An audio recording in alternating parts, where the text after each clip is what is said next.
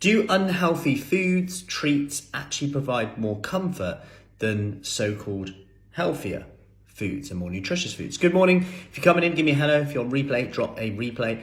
And if you are coming in on Wednesday, by the way, Wednesday the 15th, this Wednesday coming up, 8 p.m, I'm doing a live free online seminar. What the research suggests about premenopause, perimenopause, menopause, postmenopause, exercise and nutrition for this. So very non-biased, what the research shows, and hopefully you can take something away. If you want to come in on that, comment below with seminar, and I'll send you the details on it. And on the topic of that, cravings come up, comfort eating, there's often come up around that. And there was a recent study, and they looked at in the moment happiness and response to different foods. Like, you could hypothesize that there might be a difference between happiness in the moment between like sweets and vegetables, for example.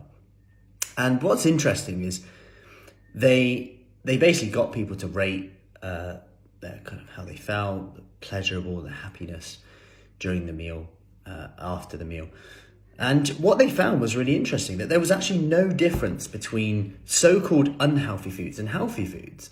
And it comes to think, have we got to think differently here about, of course, the physiology has a role here, like sugar, etc. can be quite moreish, and processed foods can be quite moreish. But in terms of happiness at a meal, what's interesting is there was no difference between eating vegetables at a meal and the happiness that people said they had, and sugar and kind of sweets.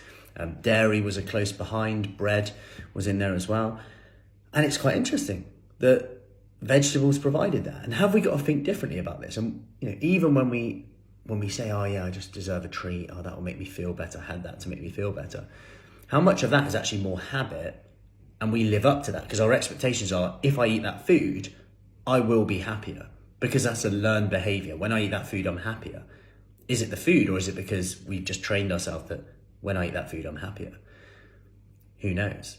But it definitely seems like, whether that's a physiological benefit of eating vegetables at that time, or psychological, like we feel good, we feel, we're nourishing our body, who knows? But it comes to question, if there's no difference, where's that coming from? Where's that thought coming from? Have we got to think differently here?